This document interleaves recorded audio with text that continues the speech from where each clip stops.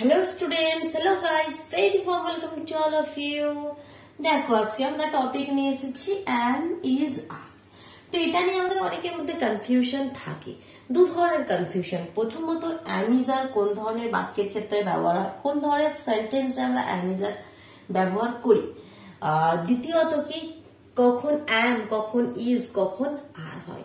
অনেক সময় দেখবে টেন্সের নিয়ম ছাড়াও am is are ব্যবহার করা হচ্ছে, তো সেগুলো আজকে আমরা ক্লিয়ার করব। দেখো অনেকগুলো কনফিউশন আজকে আমরা দূর করব। তো সবার প্রথমে বলি, দেখো যেটা হয়তো অনেকেও জানো কি আমাদের প্রেজেন্ট কন্টিনিউয়াস টেন্সে আমরা am is are ব্যবহার করে থাকি। প্রেজেন্ট কন্টিনিউয়াস জানো আমাদের প্রতিটা টেন্সে 4টি করে ভাগ হয়। প্রেজেন্ট টেন্স মানে কি বর্তমান কালে, কন্টিনিউয়াস মানে বর্তমানে কোনো কাজ কন্টিনিউয়াসলি আমরা যখন করছি এরকম কোনো আমরা বাক্য বলি। দ্যাট মিনস আমি পড়িতেছি, এটা বোঝার উপায় কি বাংলায় বাক্যের শেষে তেছি বা তেছো থাকবে, তেছি বা তেছো থাকবে। আমি পড়িতেছি বা সে খেলিতেছে, এরকম তেছি তেছো মানে কোনো কাজ প্রেজেন্টে আমরা কিছুক্ষণ ধরে কন্টিনিউয়াসলি করছি, যার জন্য টেন্সের নাম প্রেজেন্ট কন্টিনিউয়াস। আর এই টেন্সের স্ট্রাকচারটা কি হয়, প্রথমে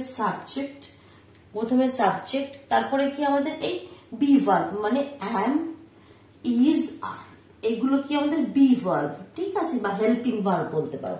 সাবজেক্টের পরে am, is, are হয়, তারপরে আমাদের মেইন ভার্ব হবে, মেইন ভার্বের সঙ্গে আমরা ing ইউজ করি, তারপরে আমাদের আদার্স যেটা অবজেক্ট বা আদার যা থাকবে সেটা হবে। যেমন আমি একটা এক্সাম্পল যদি বলি কি I am reading, তো এটা কি আমাদের একটা কন্টিনিউশন কি আমি পড়িতেছি, তাহলে সাবজেক্ট একটা বি ভার্ব একটা মেইন ভার্বের সঙ্গে এখানে ing। কন্টিনিউয়াস টেন্স মানে কি ভার্বের সঙ্গে আমরা ing যুক্ত করি।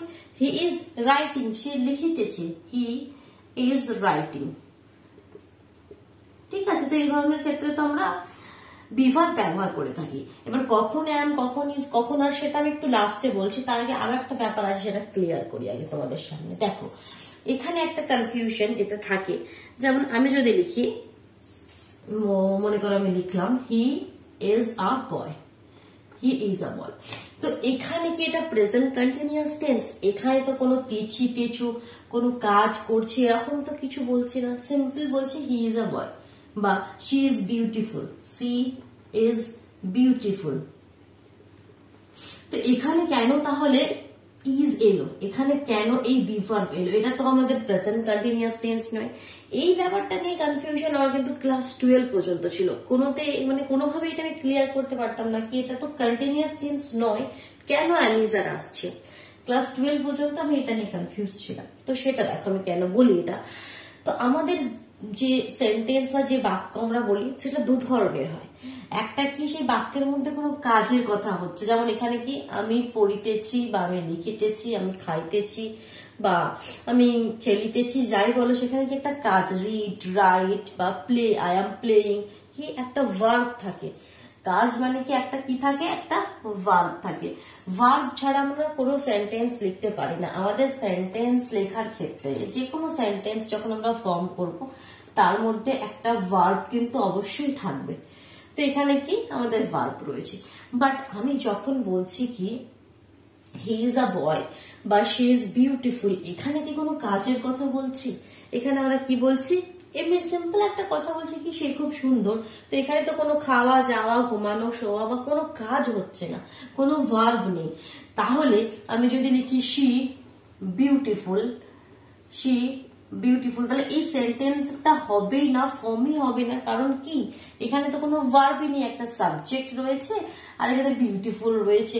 তো এখানে ভার্ব ছাড়া তো সেন্টেন্স আমরা লিখতে পারি না। তো যখন আমাদের সেন্টেন্সের মধ্যে ভার্ব থাকে না তখন কিন্তু আমরা এই be verb am, is, are নিয়ে আসি। বোঝা গেল?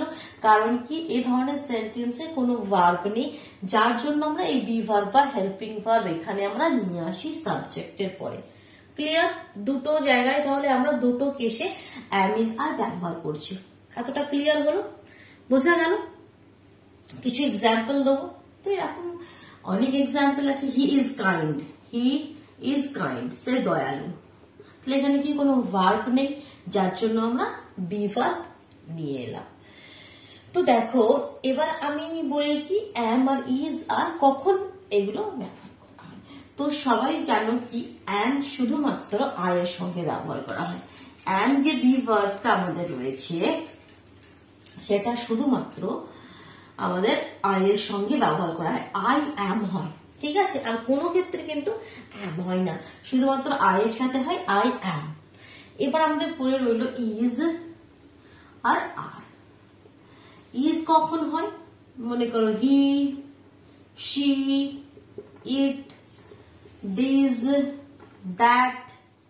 মানে কি he is, she is, it is, this is, that is.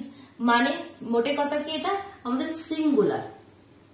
Singular নাউনের ক্ষেত্রে ব্যবহার করা হয়, মানে যেখানে একটি জিনিসের কথা বলছে। দেখো হি, শি, ইট, দিস, দ্যাট, যে কোনো একজনকে, হি মানে যে কোনো একজনকে বোঝাচ্ছে, বা রাম কোনো নাম হলো, রাম ইজ, ঠিক আছে।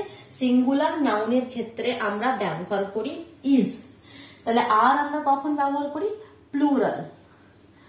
প্লুরাল নাউনের ক্ষেত্রে আমরা আর ব্যবহার করি যখন একের থেকে বেশি জনকে বোঝায়, তখন আমরা আর ব্যবহার করি। যেমন উই আর, দে আর। আর আরেকটা এখানে দেখো ইউ এর ব্যাপারটা ক্লিয়ার করি আগে। ইউ আমরা কি দেখো, ইউ যদি একজনকে, মানে তোমার সামনে হয়তো একটি ছেলে রয়েছে, কাউকে তুমি তো তার কথা বলছো কি তুমি খুব ভালো ছেলে, you R a good boy.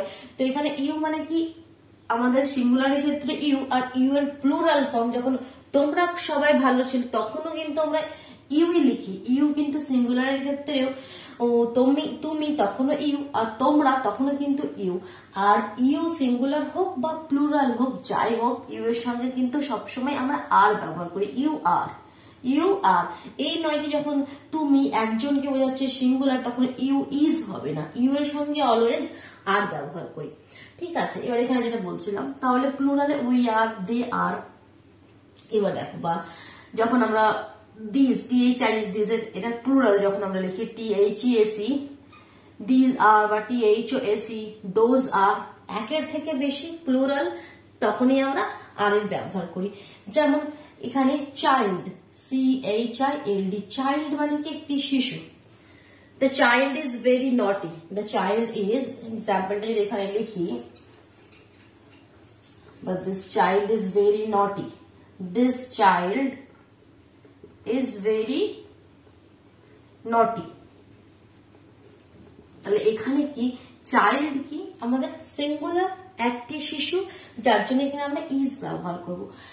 But যদি অনেক বাচ্চা, মানে চিলড্রেন লিখি, চাইল্ডের প্লুরাল ফর্ম কি চিলড্রেন, তখন কিন্তু চিলড্রেনের সঙ্গে আমাদের আর লিখতে হবে, ঠিক আছে। যখন প্লুরাল চিলড্রেন তখন আমরা আর লিখবো।